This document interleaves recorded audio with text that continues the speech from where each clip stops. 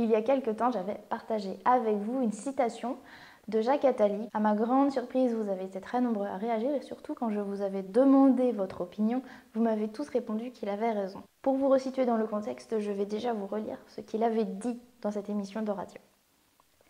La crise de l'eau est une évidence. L'humanité manque d'eau. La crise de l'eau est en partie liée à l'agriculture et en grande partie à l'élevage. Qu'on le veuille ou non, nous serons tous, dans 50 ans, végétariens. Le véganisme ou les différentes formes du fait d'être végétarien vont avoir un impact très positif sur la dimension planétaire de l'eau. Le propos de cette vidéo n'est pas de commenter sur qui est Jacques Attali, ce qu'il a fait ou ce qu'il n'a pas fait. On va se concentrer sur le sujet qui vous avait le plus intéressé, c'était le véganisme dans 50 ans et ce discours un peu moralisateur finalement. On a échangé beaucoup ensemble sur 3 sujets, éthique, environnement et santé. Donc je vais essayer de les reprendre. Le fait d'être végane est le fait de refuser tout ce qui peut provenir de la souffrance animale. Donc c'est dans notre alimentation, mais c'est aussi dans notre quotidien. On refuse par exemple le cuir et on refuse par exemple les produits qui ont été testés sur des animaux, tout ce qui a pu engendrer la souffrance animale. Ici, je pense qu'il parlait plutôt de notre alimentation, donc du végétalisme, qui est de ne rien manger qui provient des animaux, même le lait, même le beurre, même le fromage, même les œufs. Alors d'un point de vue éthique, ça va être très rapide. C'est une question d'un point de vue scientifique qui ne fait plus débat. Après, c'est plus au niveau philosophique que ça va faire encore débat, puisque c'est une question de morale.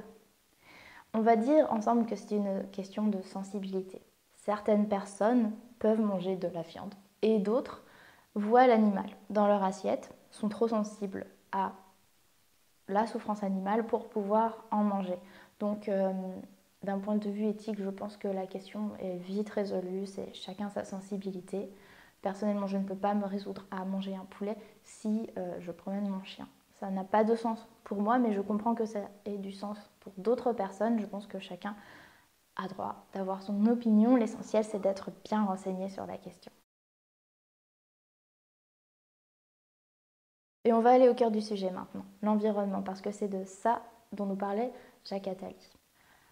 Alors, là, c'est plus une question qui me vient à l'esprit, et c'est de savoir, est-ce qu'on a assez de recul pour affirmer que le véganisme est une solution? Le bon sens pourrait nous faire dire que oui. Alors, je vais vous donner 2 exemples. Premièrement, pour ce qui est de l'eau. Parce que la viande coûte cher en eau. Donc, pour 1 kg de protéines carnées, il faut 7900 litres d'eau. Pour 1 kg de protéines végétales, il en faut presque la moitié. Et pour illustrer encore notre propos sur l'environnement, on peut aussi regarder tout ce qui concerne la déforestation et en lien la faim dans le monde. Et alors pour la question de l'environnement, tout comme pour la question de la santé, je trouve qu'on prend le problème à l'envers, mais ça je vous l'expliquerai après. Pour produire 1 kg de viande, nous avons besoin de 7 à 12 kg de céréales. 1 kg de viande, 7 à 12 kg de céréales. Ça pousse un petit peu à réfléchir. Je pense que j'ai raté quelque chose sur le sujet parce que je ne comprends vraiment pas qu'on puisse encore produire en masse de la viande et consommer autant de viande quand on voit la quantité de céréales que ça demande et les quantités de céréales qui pourraient être utilisées à peut-être meilleur escient. Mais c'est un autre débat, je vous le dis, j'ai certainement raté quelque chose. Je mets ça là, chacun en fait ce qu'il veut. Ensuite, d'un point de vue santé, on en avait parlé ensemble un peu rapidement, mais encore une fois, je pose la question, est-ce qu'on a réellement assez de recul pour affirmer que le véganisme est une solution pour notre santé aussi? Ce n'est pas ce que Jacques Attali disait. Mais avons-nous assez de recul? Je laisse la question ouverte. Quand on voit les doses d'antibiotiques et d'hormones de croissance utilisées dans l'élevage de masse, on se pose des questions. Et juste parce que c'est le sujet d'octobre, je vais quand même partager avec vous une petite étude, donc je vous mets toutes les références en bas.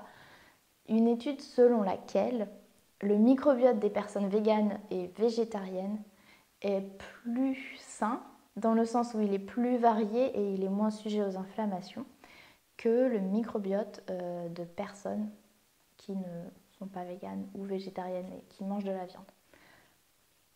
Encore une fois, c'est une étude parmi d'autres. Vous pouvez vous faire votre propre opinion en continuant à vous renseigner. En tout cas, on n'a pas encore assez de recul pour se dire que le régime végétarien ou vegan peut être prescrit à titre thérapeutique. Et alors pourquoi je vous disais qu'on prend le problème à l'envers tout à l'heure? Eh bien, c'est parce qu'on prend le véganisme et on le pose là comme une solution à ce problème d'environnement et de santé. Mais qu'est-ce qui cause le problème de l'environnement et de santé? C'est l'élevage de masse, c'est l'abattage de masse. C'est cet environnement malsain dans lequel on évolue maintenant. Alors, le véganisme est une solution totalement extrême, mais l'entre-deux, c'est déjà de consommer différemment. Parce que si on supprimait l'élevage de masse et l'abattage de masse, on supprimerait énormément de problèmes.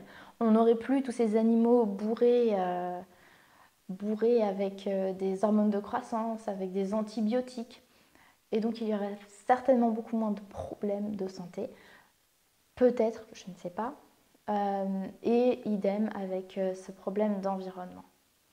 Si on revenait à une échelle plus petite, et dans un monde idéal, on aurait chacun nos animaux, mais si au moins on revenait dans une échelle un peu plus basse, on serait déjà plus reconnecté à notre alimentation.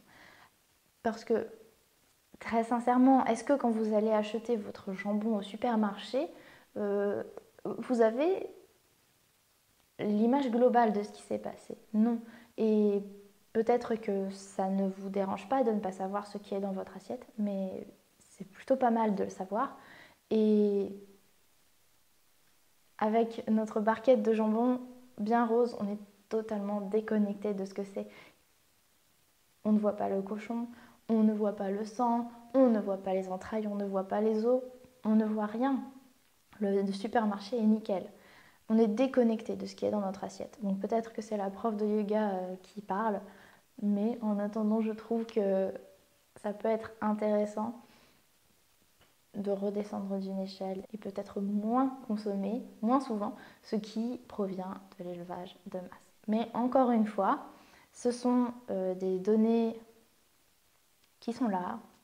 Je ne suis pas là pour vous dire quoi faire, je ne suis pas là pour prôner la cause végane parce que il y a trop de choses que je ne connais pas encore. Seulement, je pense qu'on peut au moins, à petite échelle, changer certaines choses.